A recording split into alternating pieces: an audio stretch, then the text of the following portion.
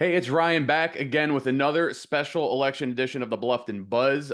Thanks in part to the Greater Bluffton Chamber of Commerce for helping us out and getting these scheduled. I'm here today with Logan Cunningham, who is representing the 7th District. Logan, thanks for joining me today, man. Thanks, Ryan. Thanks for having me on. Absolutely. So, we just discussed before we did the interview, just to do a quick recap. I did these last year with the intention of the town council for folks in town just to learn who people are. There's no gotcha questions. There's no hard pressing questions. This is really just to get to know you on a surface level and going a little deeper about what your personal agenda is and what you believe in and why folks should vote for you.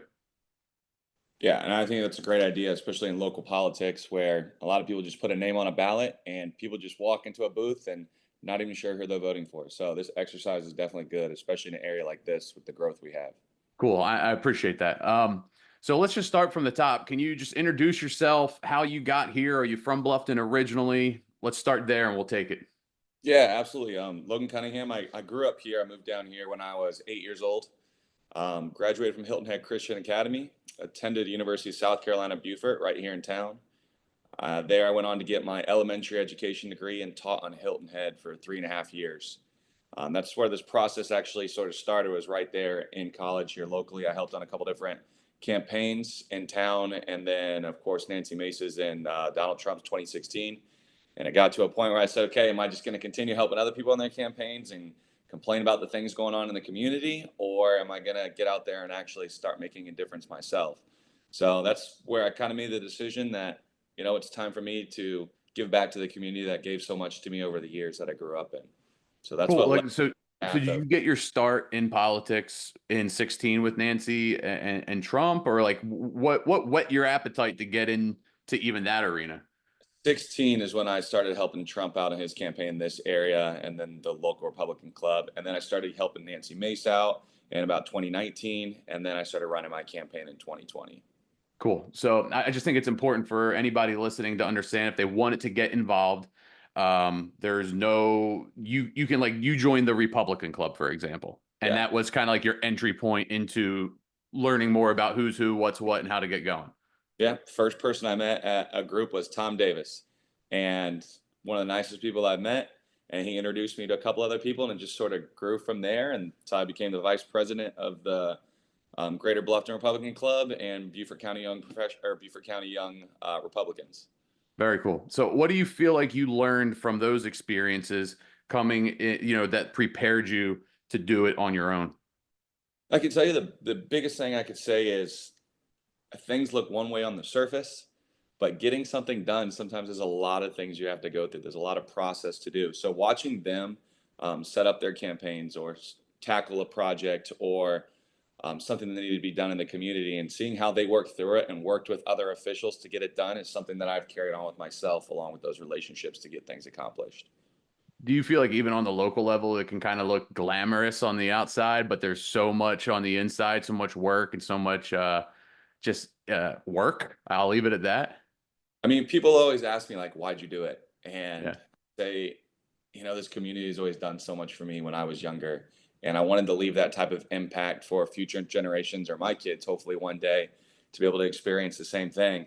But I always find it interesting, like you'll read one thing in the paper, and I'll be the person that gave that interview, and I'll be like, "Well, there's half of it missing."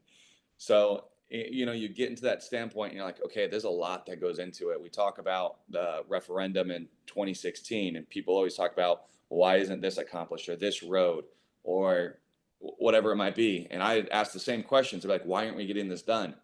But then you find out you have to get 120 right of way easements from 120 property owners. And that takes time to go through every single one of those before the project can move forward. So a lot of it has to do with that education piece. Work wise, it's definitely a lot of work, but when you I enjoy bet. what you do, it doesn't matter. No, for sure. Do you feel like you or others utilize social media in order to communicate what the other 50% of that interview isn't sometimes? Because I feel like that's fair to it's fair to you or anybody in your seat, your position, right? And in politics to be like, all right, well, I just did this interview, but here's the other half of the story for you. Do you do that a lot? Yeah, if you go look back at my social media, there's some videos where I can tell you that some people on council have been mad at me, some people in the paper have been mad at me, But to me, it's just all education. It's not about being mad. It's about educating the public, letting people know what's going on. I actually have a video that's coming out in 2 days that we're getting ready for. A lot of people are talking about the referendum coming up and what's allowed, what's not allowed. The one thing I've gotten the most emails about is, Logan, you said you were against 5B. How are you doing a referendum that allows 5B?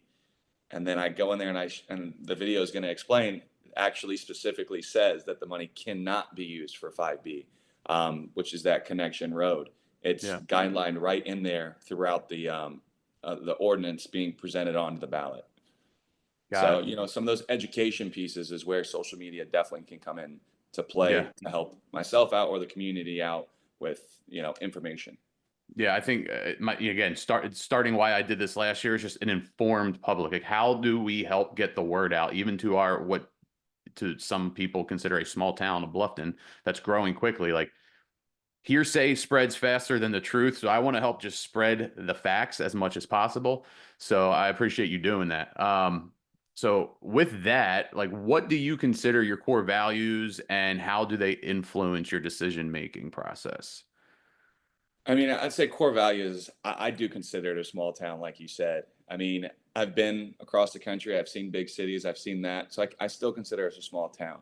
And value wise, preserving that for future generations has to be the biggest thing. We're fighting growth nonstop for the past decade. And at some point, we have a lot of people that love to talk about we have to be responsible, we have to have growth management, whatever key term they want to use, but we have to take action. And that's where the green space referendum, which I headed up in my committee 2 years ago, that passed 2 years ago as well. It's to buy down density, to buy land so we can slow down the growth and we can actually shape this community. Because we're in a spot right now where, my core value is wanting to leave a positive impact on it. And I'll be honest, I don't care about the legacy. I don't care about the name. I just care about leaving it in a better place than before I got here. But that green space referendum gives us the opportunity and a tool to be able to fight that growth, to be able to preserve this area. I'll tell you, a lot of people have the conversation about the town of Bluffton. They did a fantastic job with Old Town Bluffton. What they did down there, we're able to preserve that and still have its character and its charm, but still turn it to a thriving economy. It's got to be a standard for us and hopefully other areas around us. No, I think it's a great balance. And that balance is really that abundance of open space just makes you feel like you're still in a nice area that's not just slammed with businesses. Yes, sir. Pretending it's a nice area, because then you're turning it into like a city block or something, right? Um, you did something kind of similar. You were fighting against it, I believe, the passive parks policy. Yeah, so this was probably about 8, 9 months ago. Okay. Uh, there was a passive parks policy coming out that was going to charge certain people for using it. Is that the one you're referring to? Yes. Yes, sir. Yeah. Yeah, what I didn't like about the original structure, and this is actually how you can see county council work together and staff work together in a positive way. Um, Everyone thought this was just going to be an easy, quick stamp, pass, be done. And I got into reading it and I looked at how it works and how far things had to be scheduled out for, whether it is a homeschool class that wanted to go out there. Um, the rates that they had to pay are not feasible for that homework class to go, or the homeschool class to go out there, or bird watching, or whatever it is. The moment you have a business on it, it becomes unattainable for a business to be successful using those passive parks. We use taxpayer dollars to purchase these parks. We use taxpayer dollars to preserve this land. So I feel people should be able to use it and experience and learn on that land. Now, it's one Yeah. thing when someone goes out there, and this is where, the staff and I work together, goes out there and sets up a whole photo shoot and takes over an entire area. And that's where you say, okay, we need to have a plan. So we sent it back to get reworked on, and they came back out with a great plan. Now you can just buy a yearly membership. Buy the yearly membership. It can be scheduled out, I believe, in 48 hours. It's been, like I said, it's been about 8, 9 months since I've looked at That's this. fine. The small ones in 48 hours, and big events were 2 weeks out. And that gives the opportunity for, if it is somebody does want to throw a party out there or wants to do a photo shoot, you buy the membership for the year. So we know you're registered, you're licensed, you're insured, everything like that. Cross the T's, dot the I's. And it became a successful project so far in Beaufort County. And they've done a good job with our passive parks. and they have a lot to manage, that's for sure. Yeah, no, that's cool. I was told about that. My son's one of those goes to one of those outdoor schools, and Mhm. they were using Widgeon Point, for example. And she Yes, was sir. actually just telling me about how you helped in that arena. So you had brought up the green space, and that triggered my memory of the passive park. So I just was curious, personal curiosity on that one. And I'll be honest with you, because I always tell people, like, I'm a straight shooter. I don't really use our passive parks very much. I don't. But I think they're an important part of our community. So, like, people say, why did you get into this? It's not for me. It's again, I want to leave a positive impact. How can we utilize this community and make it worth people living here and continue to thrive here and want to stay here? No, for sure. I respect that, and I'm grateful for that because I'm big. Like my fiance and I traveled around the country, and we hit all the national parks. So when we Mhm. came here, we really loved the open feel where you felt like you go down the May River and just look across the river from Wright Park, and you feel like you're in a national Yeah. park. That's a rare thing to have in a town. So protecting this stuff is just so big. I think no matter what your viewpoints or political side of the aisle you're on, I think it's important to make sure we protect that green space area. So I appreciate you working on that. What other stuff do you feel like our district is facing, for example? What other things outside of green space are you working on? Yeah, I mean, you obviously have infrastructure itself. So to fight the infrastructure problem we have, my philosophy, anyways, isn't about building more roads and main pipelines. It's about maintaining and improving the ones we have. Right. Whether that's through signalization, resurfacing, cut throughs to get to different locations. That's one of the things I just got done on 170. You guys are going to see that's about to come out. That you'll be able to. They're going to get a light down there at Burger King, and there'll be a lot of people go through that Ashley Furniture Way, if you know exactly what I'm talking about, where you print Mhm. turn furniture. But there's going to be a road connected all the way to that back side there, so people can actually stay off where the impasse is to get onto 278 right there, where it all Hmm. bottlenecks up. So we're moving it down. Those cutways. That's not creating a whole new main artery or anything along those lines, but that's helping the infrastructure. You'll have that Um, done tomorrow, right? yeah, I wish. It's something that's where I told you I've learned a lot. I've been working on that for almost 2 years now. Wow. We're finally getting it. It's into the master plan now. Just got passed in the master plan, and now this referendum, if it passes next week, the funding's there to get that project done. Which we know that's one of the highest areas for Rex in Beaufort County is right there at that intersection. That's beautiful. Workforce housing is definitely a big one. It's actually a new one that I've added to my platform. Being a business operator, I see it. I know the hardest thing about keeping staff is the wage thing. One of the things people always ask is how can you help local economy, and to me that's one of the ways that I can on county council. I can't influence inflation or product designs or anything like that, but workforce housing I can. And we worked with a landowner right there in Buckwalter, and they sold us the land below market value if we promise to do workforce housing on it. And I always tell people I'll be the one to take the first step. The big argument each year is everyone says not in my backyard. And I said, well, listen, we need this. We have tons of commercial property right here in District 7. Buckwalter is flowing with it. So is the Mhm. Bluffton Parkway. So that was a big one that I wanted to tackle. We just got the land finalized, and now we're Okay. going to work with the town of Bluffton about getting the zoning done right so we can get the 75 to 100 units right there in Buckwalter for 60 to 80% AMI, which hits your grocery store workers, hits your school teachers, your police officers. You have the micro hospital right there. We have the other hospital that, it's not Beaufort Memorial anymore, but we have the other one still going over there. Yeah. Um, and all those people qualify for it. So we're not driving all the way out to Jasper County, which is also a win for us because people are bringing the tax dollars that they're making still in Beaufort County and not to another county. Yeah. Where specifically is that going to be?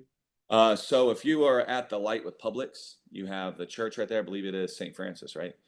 Um, yeah, not St. Francis, St. Andrews. St. Andrews by the Sea is the land that we purchased right there to the left of that church that already exists. Okay. That property right there.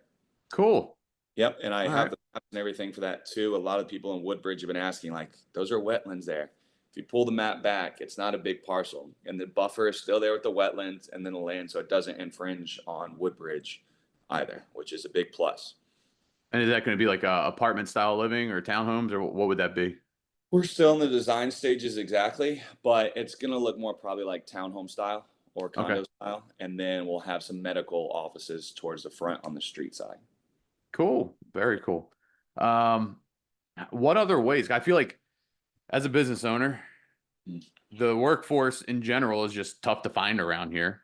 Tom Davis went pretty in depth with me about the history of getting the workforce to always come from all these other areas, different counties and Yeah. towns, and now they're getting busy out there. So that's why it's even harder to find folks. So I think that workforce housing is going to be great. What other ways can we help support small business through any efforts that you've been working on? I mean, I could say one of them is exactly what I said, keeping those tax dollars here in Beaufort County. Um, when we create opportunity for people to stay close to their homes and for them to be able to spend their money in that area, that helps your community. So let me breaking that down a little bit more the way, I think big picture on that. So Station 300, for example, we offer bowling, arcade, and a restaurant. Mm, But I also have a brewery right behind me. I have Ace Hardware right behind me. And people are like, oh, that's a big business. No, that's all locally owned and operated. Those are small businesses. People don't realize that sometimes. I'll say another way to support your small businesses is those anchor businesses. Without Publix and without Kroger, that complex doesn't function. You do have to have those, and the people that work there are also locals that work there, so you're still supported. So some of those projects are going to have to happen, and a okay. lot of people don't like to hear that. But when you want to have a fully thriving economy, you have to have a variety of jobs and a variety of opportunities. You can't survive on just hospitality. For Um, sure. and that's where I think Beaufort County is starting to branch out on, and you see other opportunities here. I mean, the owners of Rita's Ice Cream, they're local. The owners of Tio's, local. The golf carts, right there, local. All that's right there. And you have TCL and Kroger that are the anchor businesses for that complex over there. It's a good way to look at it. So, like you said, a lot of people just think, oh, big business, and I want to go support something else. I need a local grocery store. Well, it's all local people that work there still, Mhm. So I think that that's really important. I have a question for you. You had mentioned 5B.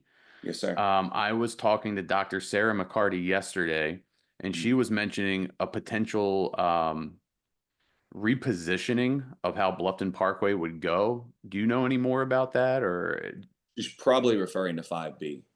oh, no, it was So going to be like a different proposed way 5B was going to run, is what she had mentioned to me. I'm not sure. So I just wanted to talk to you about it and see if you knew any more. I can tell you I've talked about 5B for 5 years. I know the ins and outs without a doubt. The only thing I think she's maybe getting confused is 5B is one portion of that Bluffton Parkway. Okay. There's no repositioning that. That is from Buck Island to Buckwalter running Mhm. down the power lines. Now, if she's referring to the repositioning of the entire Bluffton Parkway, that has been proposed, I believe, by LATS is trying to pull something together because the original idea of the Bluffton Parkway is go from Hilton Head to 95 without touching 278, which is a genius idea. The Yeah. only issue you run into currently is Hardyville just sold off the last piece of the property to get to 95 to Margaritaville. So now they are trying to get together of how they can figure out how to get the road still to 95 on paper. I say on paper because there's a lot that goes into that. Yeah. Um, to continue the idea of why 5B is needed. I always told people you're not going to catch me supporting 5B unless it goes all the way to 95. For that to happen, you got to go right behind Cypress Ridge and Sun City. You have to go into the swamp. Then you have to go into Jasper County, the town of Hardyville. And then you can ask the mayor himself, who's the chairman of LATS. That property was just sold to Margaritaville a couple months ago. Wow. So I don't see how it goes to 95 right now. I hope they can figure that out at some point. But I just don't see how spending $65 million of taxpayer dollars on a road to the same location we already have makes any sense right now for our community. I mean, it could change in 5, 10 years. I'm always open to that, but Mhm. I just don't see that option currently. Um, Maybe you said you were talking about the repositioning. Maybe she's talking about that light because that light is technically by DOT a temporary light because we knew at some point it's going to shift. Um, but I can tell you, I Which think light specifically are you talking about? the Bluffton Parkway off Buckwalter going towards Making that left 70. or the light in So right general? now, it's a four-way light Yeah. currently. And you have the towns of Buckwalter, and then it goes to Bluffton Parkway down. Got it. So that's the intersection of where 5B would go. So you would have to do a realignment. So I know that Reed just got that land annexed into the town of Bluffton. And in the papers that I read over the entire document, when I met with Mayor Toomer and another member on town council, he does propose moving that intersection, but it has to be approved at the county. Got That it. is a county road. So Nothing happening tomorrow on that one anyway. the county's been very clear that we're not in favor of that right now. That's why there's specific language in this referendum that does not allow any funding to go towards that. Got it. And speaking of the referendum, and I'm not asking you to recite the whole thing, can you give me the general bullet points of what is in this referendum? What's on the table? Yeah, I can tell you this. I'm not allowed to advocate for or against it because it is on a ballot now. Yeah. But the things that I have mentioned before, it finishes the funding with us and the state working with Tom Davis to get our Hilton Head Bridge done. The 170 Triangle Project, which is that section where it tees up with 170 and 278 all the way down to Argent Road, fixes that. Ladies Island Corridor. It gives the rest of the funding to finish that project and straighten out that road. And then, of course, it gives money for signalizations as well. So if you go look at it, there is a portion in there for safety management. And that safety management could use from stormwater, signalization, smart signalization, hurricane evacuation routes, upgrading those, upgrading back roads. Another portion in there is dirt roads. There's enough funding in this, which we talked about before, working with members of county council. Mr. Dawson and Mr. Glover have been working for years trying to get dirt roads paved. And I made it adamant that in this referendum, we gave them all the funding they needed to finish the dirt roads in Beaufort County.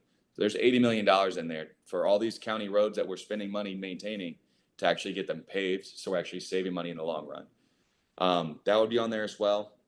There is a pocket of money for the town of Bluffton and the town of Hilton Head for whatever roads they see fit. We recommended the town of Hilton Head that it go towards the circle, but that's still up to their town council. Let's see. There is a green belt in there for $50 million, which is also, again, more funding to buy down density in Beaufort County or buy up property, which is a big plus to help with the infrastructure. And then there's one more that I'm missing off the top of my head right now. The fact that you just recited all of those, I'll give you grace on one, dude. That was a lot, Logan. It was a big project for us. It came out of my committee. I'm the chairman of the public safety committee. So we worked hard on that to make sure that it touched every area of Beaufort County and especially finished any unaccomplished projects from the last referendum. If those two goals weren't accomplished, I would have never supported it. So working together with the other 10 members to get that done was big. Cool. So, and we'll see what happens. Man, Logan, that was a lot more than the few bullet points I was expecting. I'm not complaining. That you got a good memory. I want to start closing it out. As you can see in my hoodie here, I have a shirt. Our Bluffton Builders tagline is built with integrity. And I loved it because it was like a double entendre for construction. But then I started living my life by this unintentionally. It just started happening, right? So I've been asking everybody, how do you feel you are built with integrity? It's very simple. To me, honestly, I didn't get into this for myself. I didn't get into this for being in the papers or leave a legacy. A lot of people ask the question whenever you do an interview, when you're done, what legacy do you want to leave? I don't care if people remember our name or not. So when I say built with integrity, I say I'm open with the public. I want to represent them. I'm very upfront. I am on social media talking to people. There's no backdoor deals. There's no back conversations. There's no lunches that people don't know about. I'm in this for the community. So when you talk about integrity, it's not about me. It's about others. I bring that into my place of work. Like I said, I run 300. That's what it's about. It's a family to me. Those 72 people that work with me right now are all family. Every single one of them. If they called me right now and needed my help, I'm there. That's the type of person I am. A lot of people know me from there and don't even know that I'm on county council.